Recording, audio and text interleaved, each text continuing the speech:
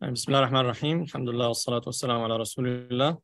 I would like to welcome everyone here on behalf of Effat University of Petroleum and Minerals in this unique event, inshallah, titled How to Think Architecture. Architecture nurtures students with acute sense of curiosity, which is fundamental to the character of the distinct and creative architect. This seminar aims to open horizons and provoke and motivate architecture students to think creatively. It takes them through a journey starting from how students should think how to be creative, as well as to show the context in which graduates will work in. Our distinguished speaker today is Professor Mohamed Fekry. Professor Fekry is a professor of architecture and design at Effat University. He taught architecture and design at several architecture departments in Egypt and Saudi Arabia. His research interests include architecture theories, design process, digital modeling, geographical information systems, CAAD, and urban conservation. He is serving currently as the vice chair of the board of directors of Saudi Planners Association, SPA. Welcome, Dr. Mohamed. We are very happy to have you today with us. Since I met you in Effat conference, we continued communication until, alhamdulillah, we reached the organization of this event today. We will have about now 40 minutes for the presentation, followed by some questions. I would like to welcome everyone here. Chairman of Architecture Department, Dr. Amir Kharoubi, our graduate students and our undergraduate students. This is a virtual event, but we are broadcasting the event in the college, so most of the attendees are here in the seminar area. Dr. Mohamed, the floor is yours. You can start. Okay, Assalamu alaikum wa rahmatullahi wa barakatuh. Thank you very much, Dr. Omar, for your kind invitation. And thank you for King Fahd University for this, allowing me the chance to speak to architectural students. Today's lecture is, it will be under the title of How to Think Architecture. I will try to give some synthesis of about our recent published work. It's a book published by myself and in collaboration with Dr. Mohsen Ibrahim, a colleague from Cairo University and Alexandria University. So we are the main authors of this book that aims to guide the students in a way or another through their journey in the architecture school. First, I would like to give a small brief about the story behind having this work. We have a very long experience in teaching architecture in the several, as Dr. Omar introduced, in several universities and architecture schools. And one day we were sitting with one of our colleagues, having a cup of coffee, and he said or mentioned a very dramatic quote or a statement that whatever we are doing during our academic life, it will end at some moment. There will be a moment that will come sooner or later that we will die and our work will go away. And we have to think of how to keep a thumbnail, to have an impact, and to make something to continue the mission and the message to our students. And at that moment, we decided to have some of this experience put in a book, where this book could be reached anytime by the students. They can benefit from the experience that is presented in the book. And by the way, it's not only about our personal experience. We have a lot of discussions with our colleagues and even with our talented students, trying to learn from them what are the most important points that we want to highlight and to deliver to the students that could help them to build their personality as architects for the future. And we started working in the book since this moment, tried to prepare these points into the book. When we started having these points scattered from here and there, we tried to organize them and put a solid structure for the book. And we asked ourselves, what are the main tracks that we want to communicate with our students with these main tracks? And we decided at that moment to divide the work into 3 main sections. The first one is like a dialogue about what is the meaning of architecture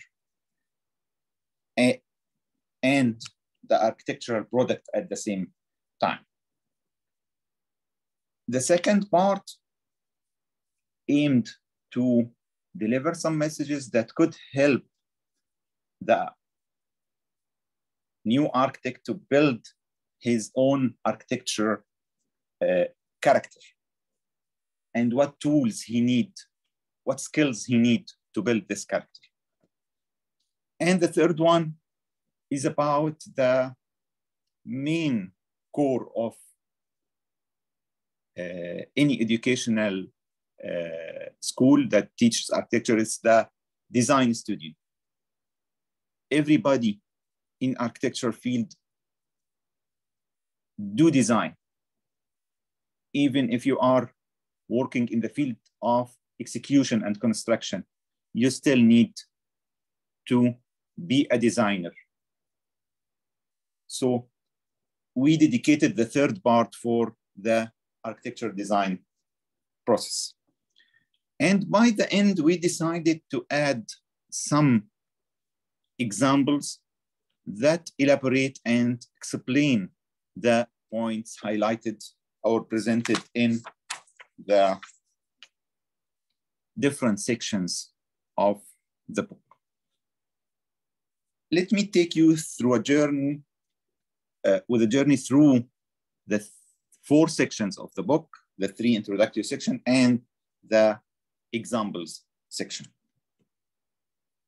The first part, as I mentioned, was talking about the meaning of architecture. What do we mean by architecture? And here, when we say the word architecture, we mean different things.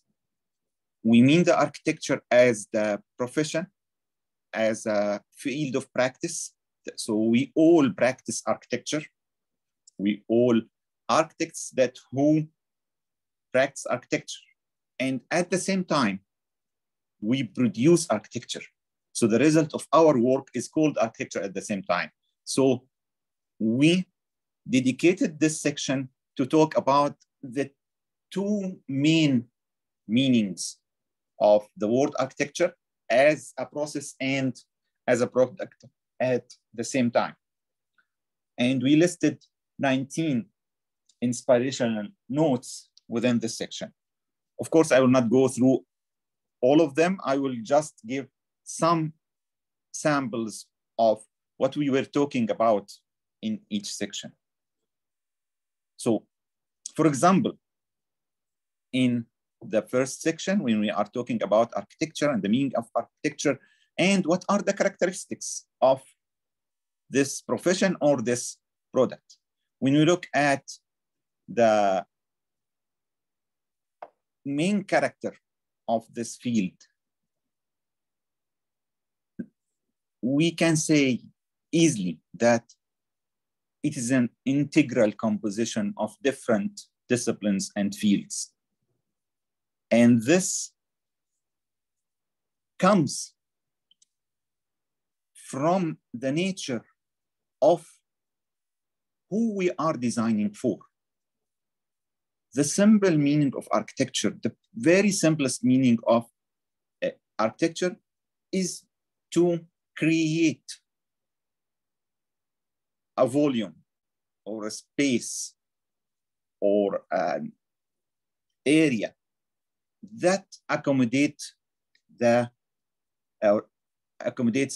human being activity. It's about how to create this product that accommodates a human activity. So we are talking about the mankind activity that is performed by a man or a woman or a group of people.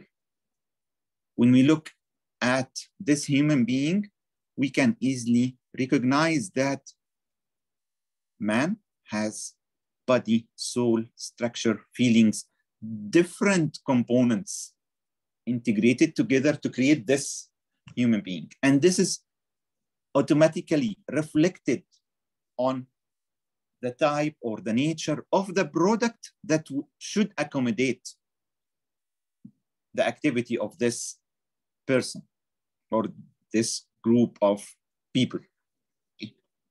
We cannot consider only the physical aspects. We cannot consider only emotions and feelings. We cannot only consider the environment where this person will live.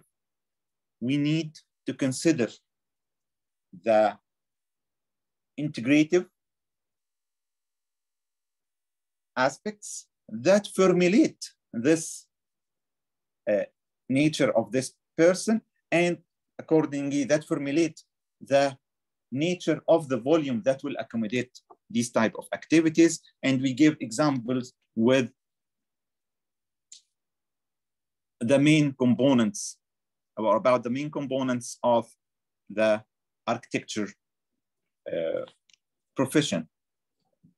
And concludingly, we say that when you consider designing this volume or this product, you need to consider answering main three questions. Why are you doing this? So what is your vision behind this design? You have to have a vision. It is not just putting elements together to have this box that will contain the activities only.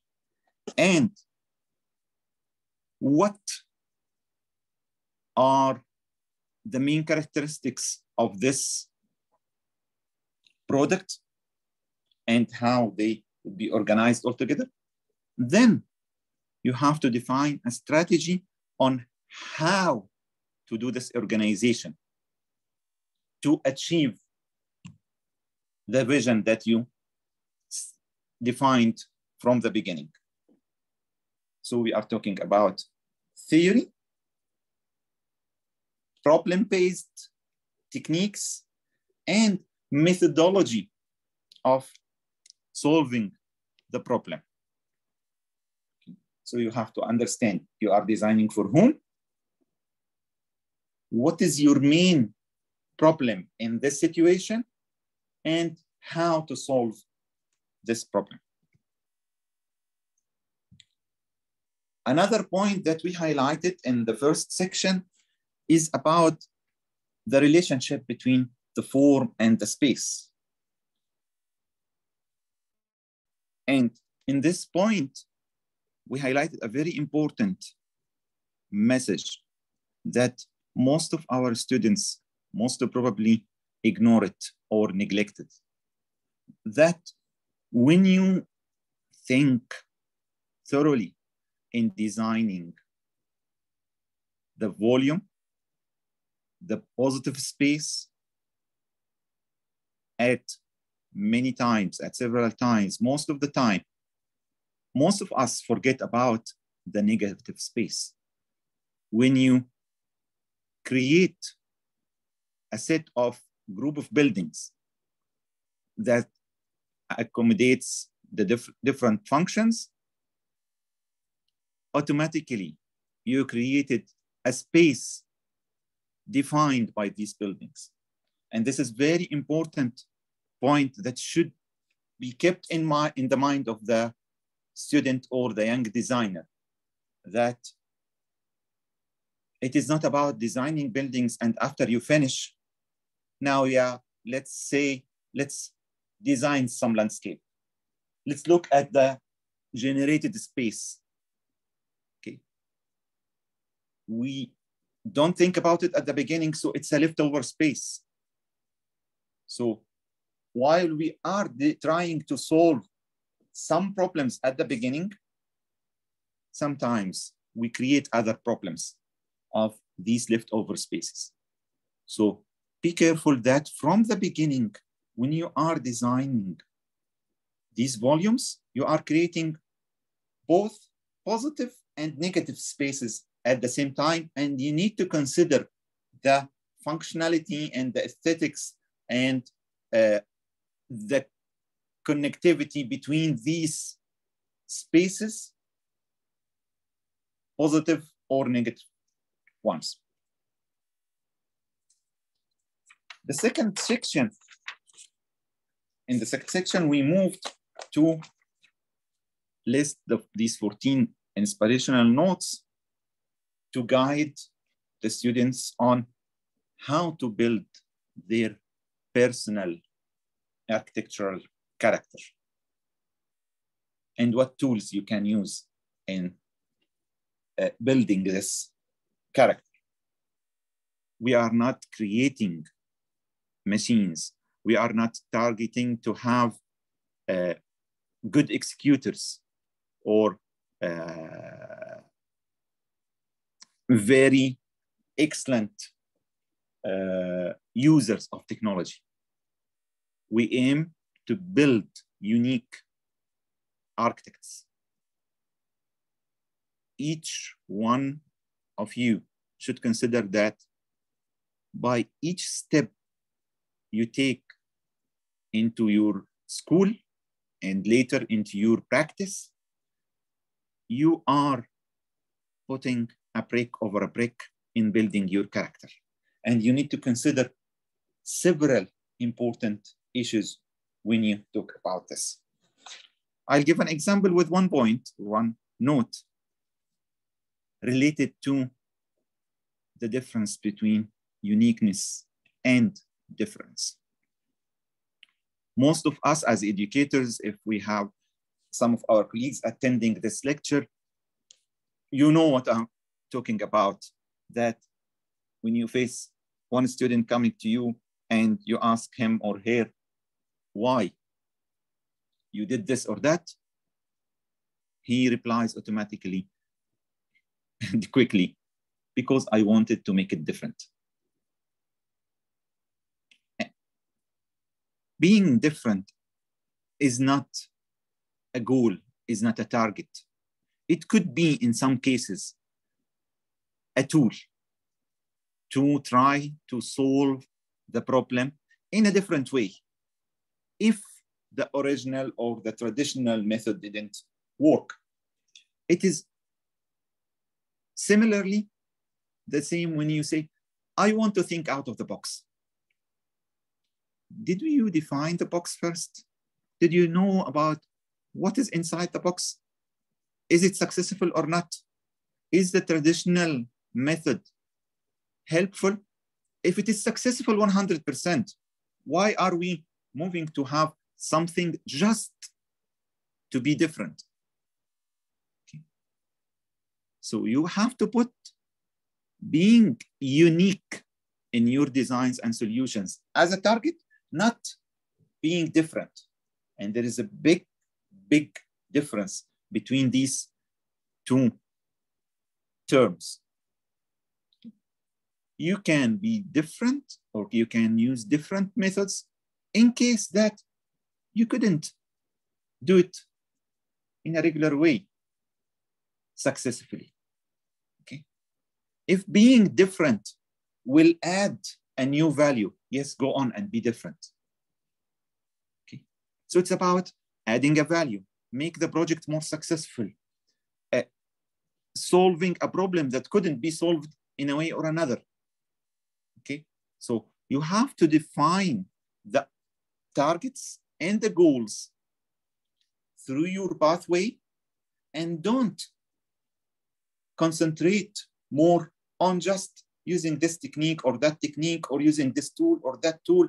I'm the best one doing perspectives. I'm the best one using Grasshopper. This is not how you use Grasshopper, for example, to produce a successful work. Okay. Another point in this section is about expression and representation. Okay. You'll find that most of your instructors and educators will tell you it's about the value of your project. It's not about how it will look like. These wow perspectives and rendering techniques, are not the point that make a value of your project. Yes, this is true. But these tools and techniques is your mean to deliver your message. Yes, it doesn't mean that when you hear this, that you have to ignore this and just focus on the meaning of the design. If the meaning of the design is very good, but you couldn't communicate it and deliver it in the right way, the result will not be good. So the point here, yes, this is important. It is not the most important one, but it is important to deliver your message in the right way. The point here is how to build your capacity in the area of how to present your work and how to deliver it in a good way. You have to think about this from the beginning, and each one of us has different capacities, has different types of skills.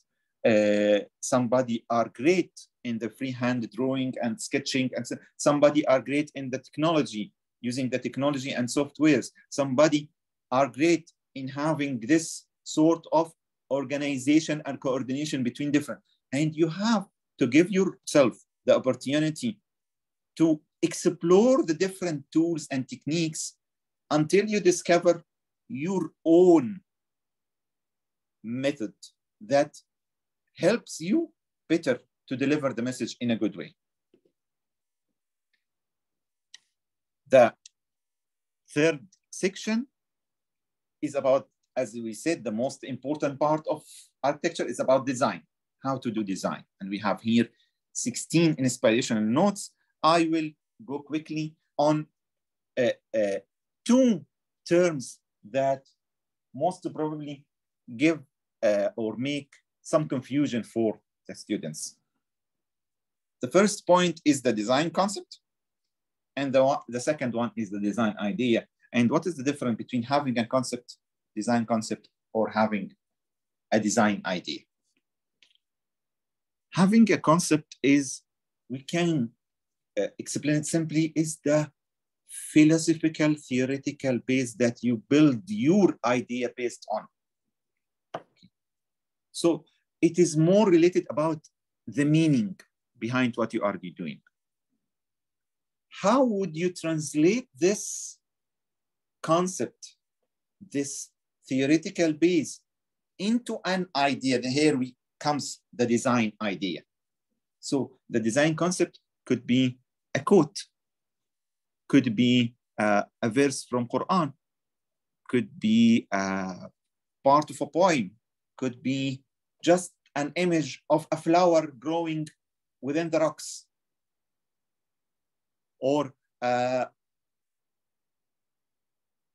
water drop that is reflecting something that you want to represent or to deliver in your project. The most important part when you put your design concept are two main points. The first one, the concept should be serving the main aim of the project. It should be linked to the main problem of your project. We cannot have, we are not artists that create very nice paintings where people come and go to the exhibition or any art exhibition and say, wow, this technique and that technique. Okay. We are, by the end, serving people. This is our main mission. This is our main rule. So the concept at first should be linked to the main target of the project. Second, the concept should be easy to be understood and delivered. Whatever the power of the concept that you are creating, if it is not delivered by people, if you have to stand by your project to tell us that the concept here was this or that, the concept failed to be delivered. And here comes the rule of the design idea. When you start thinking of how to translate this philosophical statement that you created as a concept into an architecture project, how this could be translated architecturally. Here comes the idea. And I like here to use the example of Santiago Calatrava when he used the concept of the eye to represent where you, the eye is the medium or the lens that transfer or deliver the information and transfer it into the vision and transfer it into your mind. So you can see, you can understand what you can see. So the concept of the eye is just the concept. When he started off thinking of how to translate this in a design idea, he thought of the sphere is the optimum solution. But I cannot build the sphere and put it on the ground. I will be having lost space, a very large lost space.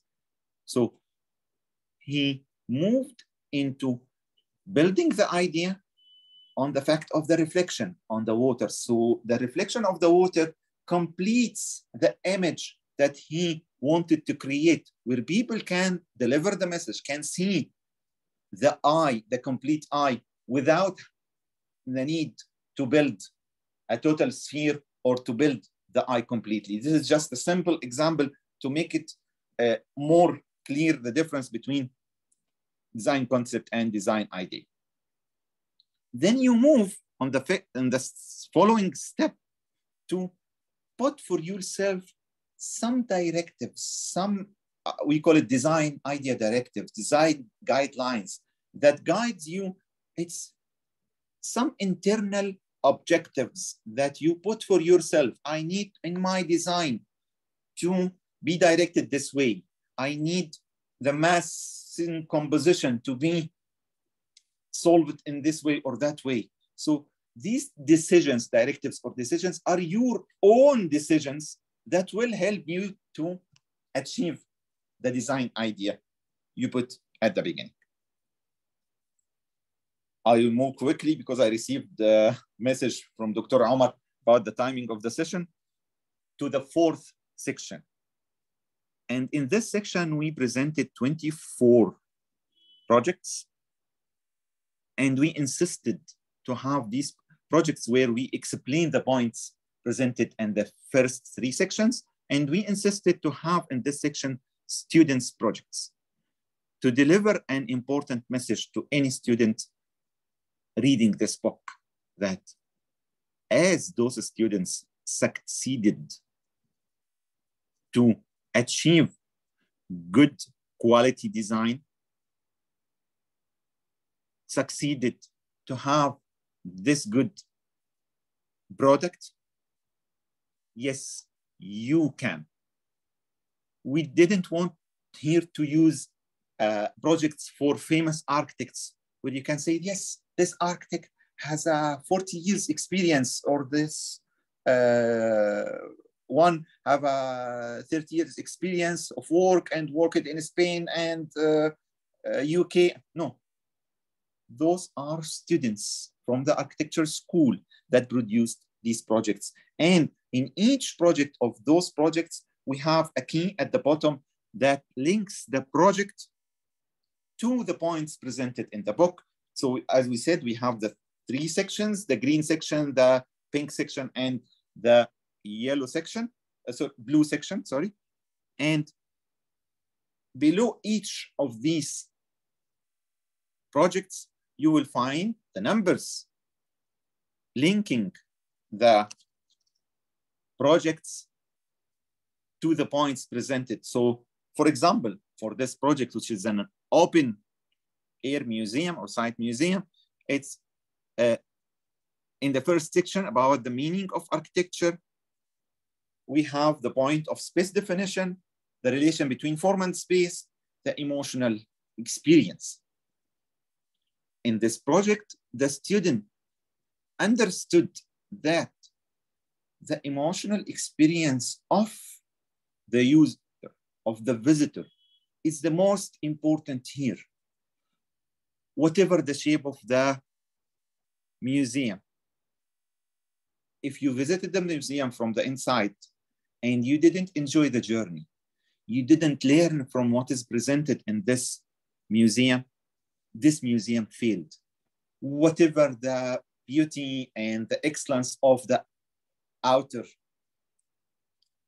form or composition. Okay, so he built his design idea here on how to make this journey, to make this experience successful. The second section about the character here. We have the points of sketching, expression and representation, imagination, intellectual configuration. Those are 4 points from the second section about the architect's character. I will talk here about the sketching from DD1. Unfortunately, most of our students are feeling shy and have this fear of using their sketches, using their, or translating their ideas on paper in a very simple way.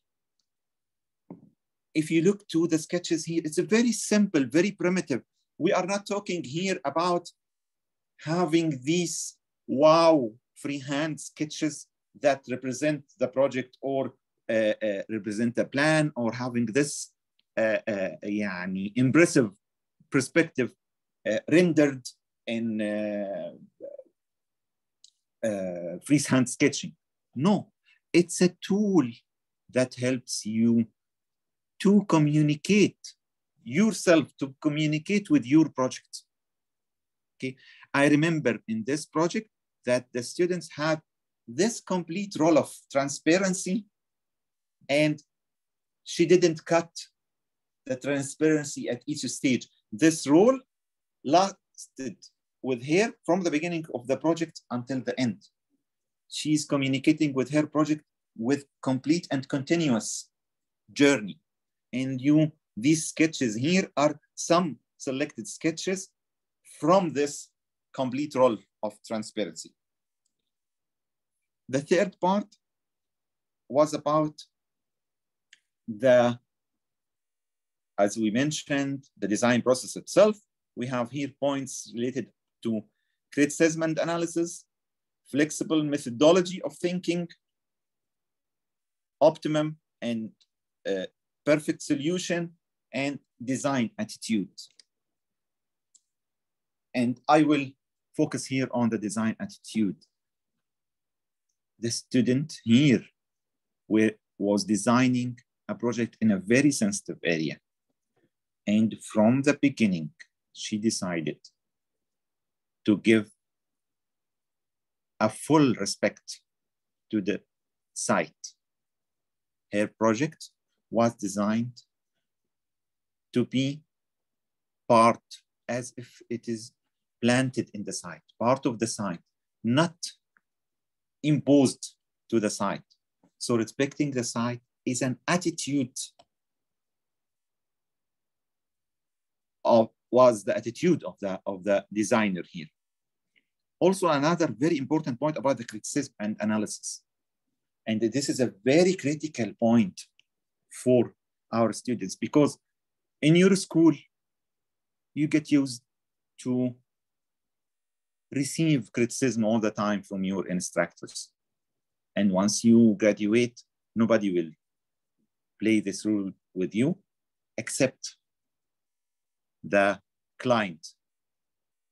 And sometimes the criticism of the client is very painful. He will take the project and give it to another architect sometimes. If you couldn't train yourself to criticize your work, searching for the weaknesses and its strengths, trying to solve the problems, strengthen your project, build on the strength points in your project and try to highlight them, enhance them, and avoid the problems in your project, nobody will help you in this part. And it is not an easy mission.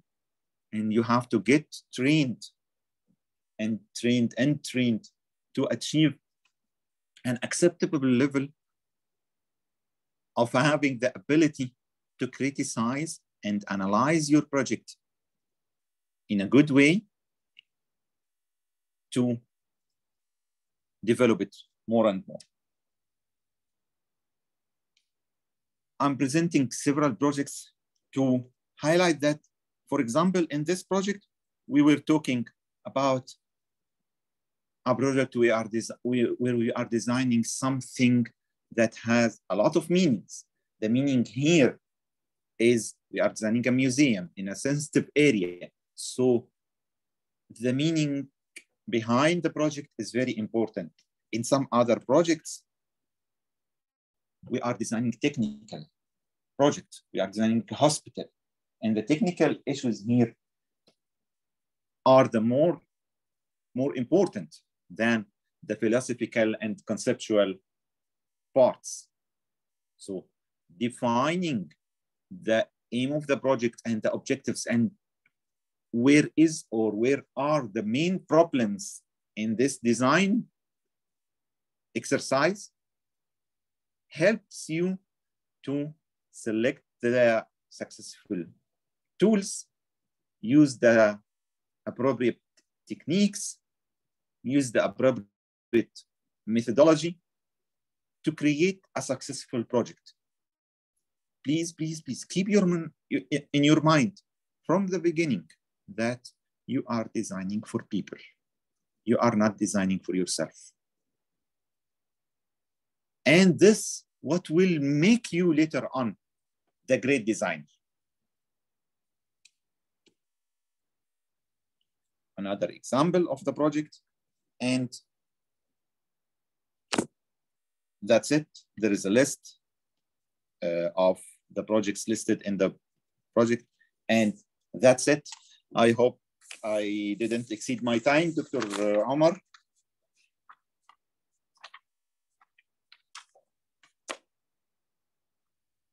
Thank you, Dr. Mohammed. I think we are in good shape. Thank you very much for your presentation and for the very important insights you raised in this presentation. I would like to open for questions if anyone has a question or addition or comment. Our students here. Yes, the book is available. Dr. Mohammed, how can people get this book? Yes, the book, it was available in معرض الشرقية للكتاب a few days ago, and it will be available in Jarir, inshallah, in few days. Maybe next week, inshallah, it will be available in Jarir. Okay, thank you very much. Any question? Yes. How to create a deep and great concept? How to create a deep and great concepts. The ideation of concepts. Okay. Yes. How to create a great concept. Okay. First, you have to think of creating a successful concept, not creating a great concept. If it is successful, it will be great automatically. But keep in mind that you are trying to create a concept to solve the problem of the project. This is in terms of the objective behind creating the concept. But how to create a good concept, you have to be a good reader. And this is, I know this is the most difficult problem facing our students, that most of us don't read. And when I say good reader, I'm not only meaning reading books. Yes, reading books is very, very, very important, and you cannot create concept without being a good reader for books. But when I say good reader, it's about how your eye reads everything around you. When you watch a movie, you are reading some meanings, some techniques. You can understand something about human relationships. You can understand how people feel comfortable in practicing some activities and how they don't feel. When you enter a mall, I usually give this example. Everybody enters the mall, and everybody has some sort of reaction or feeling when you enter this mall. You feel comfortable, you feel excited, you feel surprised, you feel whatever the feeling that is generated when you enter a mall or any space. The good architect who reads or tries to read why this feeling is generated. Anybody will have the feeling, but you as an architect, you have to try to do some analysis and read the space. What made it exciting? Is it the lighting? If it is the lighting, is it the intensity of lighting, the lighting distribution, the lighting colors used? Is it about the spaciousness of the space? When you train your eye to read everything around you, you will understand easily how people will be understanding your project, how people will see your project, how people will get the experience through your project. So train yourself to read everything around you. Thank you very much, Dr. Mohamed. Thank you, everyone, for attending this event. I know you have lectures and you have to join them. Thank you, Dr. Mohamed, for your time and effort. And we wish to see you, inshallah, in future events. Many thanks to you. We have to conclude now. So thank you very much, Dr. Omar. That's it. Yes. Thank you very much. Assalamu alaikum. All right.